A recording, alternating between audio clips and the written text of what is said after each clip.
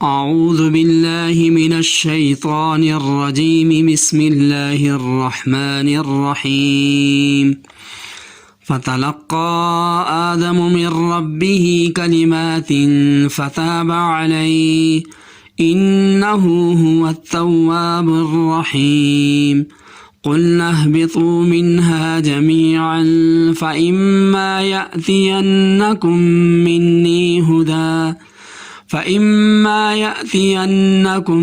مني هدى فمن تبع هداي فلا خوف عليهم ولا هم يحزنون والذين كفروا وكذبوا بآياتنا أولئك أصحاب النار هم فيها خالدون۔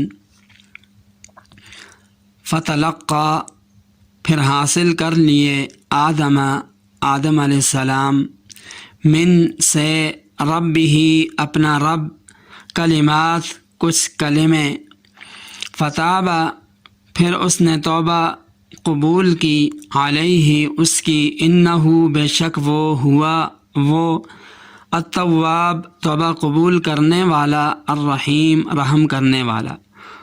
قلنا ہم نے کہا اہبطوا تم اتر جاؤ منہا یہاں سے جمیعاً سب فإما پس جب یأتینکم تمہیں پہنچے منی میری طرف سے ہدن کوئی ہدایت فمن سو جو تبع چلا اتباع کی ہدایہ میری ہدایت فلا تو نہ خوف کوئی خوف علیہم ان پر ولا اور نہ ہم وہ یحزنون غمگین ہوں گے۔ والذین و اور الذین جن لوگوں نے کفروا کفر کیا وکذبوا اور جھٹلایا بآیاتنا ہماری آیات کو اولئک وہی اصحاب النار جہنم والے دوزخ والے ہم وہ فیہا اس میں خالدون ہمیشہ رہیں گے۔ فتلقى آدم من ربه کلمات فتاب علیہ پس جب حضرت آدم علیہ السلام نے اپنے رب سے چند کلمات سیکھے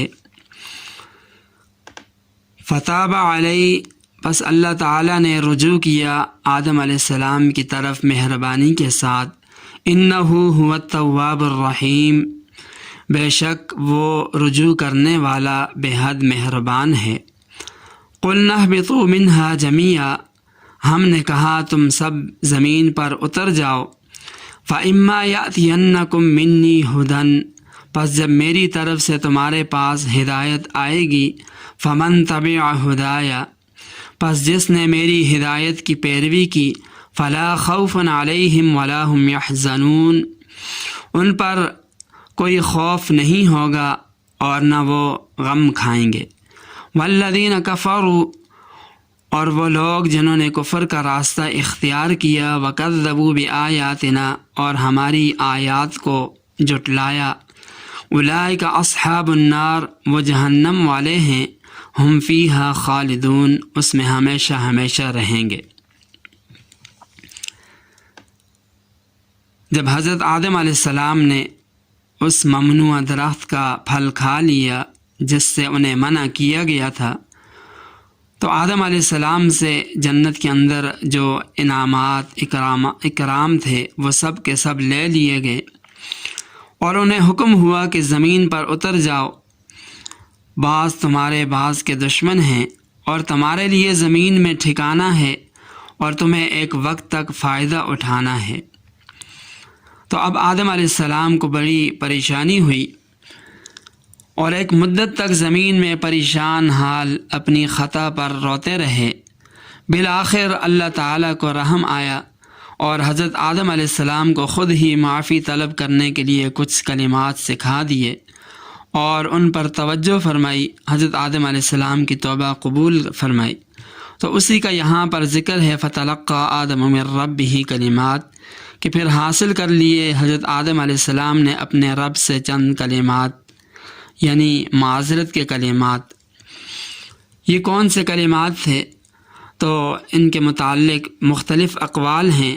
ایک قول یہ بھی ہے کہ وہ کلمات یہ تھے: ربنا ظلمنا انفسنا وان لم تغفر لنا وترحمنا لنکونن من الخاسرین۔ اسی طرح بعض روایات میں دوسرے کلمات کا بھی ذکر آتا ہے۔ یہاں پر فرمایا کہ فتاب علی انہ هو التواب الرحیم۔ تو توبہ ایک ایسا عمل ہے جس سے انسان کی سابقہ کوتاہیوں کی معافی ہو جاتی ہے۔ اسی لیے آپ علیہ السلام نے فرمایا کہ التائب من الذنب کمن لا ذنب له، یعنی گناہ سے توبہ کرنے والا ایسا ہے جیسے اس نے کوئی گناہ کیا ہی نہ ہو۔ مگر توبہ کی قبولیت کے لیے بعض شرائط ہیں۔ اگر ان شرائط کے ساتھ توبہ کی جائے تو توبہ قبول ہوگی، ورنہ نہیں۔ توبہ میں 3 چیزیں پائی جاتی ہیں، یعنی علم، حال اور عمل۔ علم سے مراد یہ ہے کہ آدمی جانتا ہے کہ میں نے واقعی یہ غلط کام کیا ہے، اور اس کے ارتکاب پر گناہ اور اس کے ضرر کا احساس ہوتا ہے۔ حال کا مطلب یہ ہے کہ انسان اس غلط کام کو ترک کر دے، فوراً چھوڑ دے۔ اور عمل کا مطلب یہ ہے کہ آئندہ نہ کرنے کا پختہ عزم ارادہ کرے، یہ عمل ہے۔ اس ضمن میں ندامت کا ذکر بھی آتا ہے۔ فرمایا التوبۃ الندم۔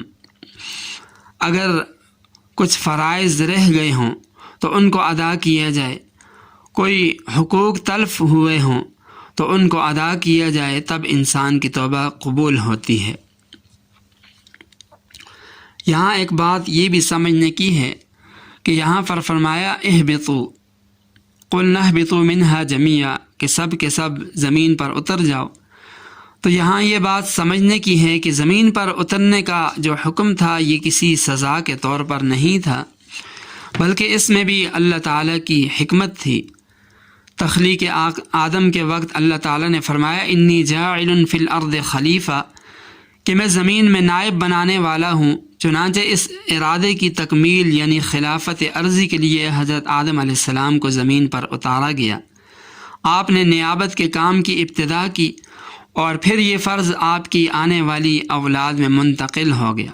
گویا زمین پر اترنے کا حکم سزا نہیں بلکہ ایک اعزاز تھا جو حضرت آدم علیہ السلام کے حصے میں آیا کہ انہیں نیابت الہی کا فریضہ سونپا گیا۔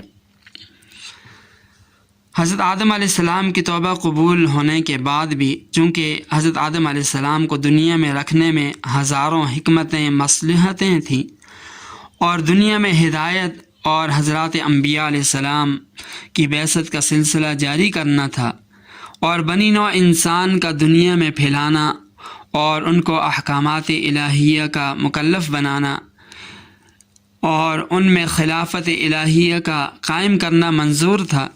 اس لیے زمین پر اترنے کا پہلا حکم منسوخ نہیں فرمایا، بلکہ حضرت آدم علیہ السلام کو حکم ہوا کہ تم فی الحال اسی دنیا میں رہو، اور اے اولاد آدم یہ بات اچھی طرح سمجھ لو، جان لو کہ جب دنیا میں تمہارے پاس میری طرف سے کسی قسم کی ہدایت آئے گی، یعنی احکام شریعہ بذریعہ انبیاء علیہ السلام پہنچیں گے، تو میری اس ہدایت کی پیروی کریں گے۔ آخرت میں اس کا پھل یہ ملے گا کہ نہ ان پر کچھ اندیشہ ہوگا اور نہ ایسے لوگ غمگین ہوں گے۔ یعنی آسمانی ہدایت کی پیروی کرنے والوں کے لیے 2 انعامات ہوں گے۔ ایک یہ کہ دنیا سے گزر کر ان پر کوئی خوف نہیں ہوگا، اور دوسرے وہ غمگین نہیں ہوں گے۔ برخلاف اس کے کہ فرمایا والذین کفروا، جن لوگوں نے کفر کیا، وکذبوا، اور ہماری آیات کو جھٹلایا، جنہوں نے آسمانی ہدایت کی پیروی نہیں کی، تو فرمایا اولئک اصحاب النار، وہ جہنم والے ہیں، ہم فیہا خالدون، اور اس جہنم میں ہمیشہ ہمیشہ رہیں گے۔ حضرات مفسرین فرماتے ہیں کہ انسان کی سعادت اور شقاوت کا دار و مدار ایمان اور کفر پر ہے یا ہدایت اور ضلالت پر ہے، اور پھر یہ کہ انما الاعمال بالخواتیم، اعمال کا دار و مدار خاتمے پر ہے۔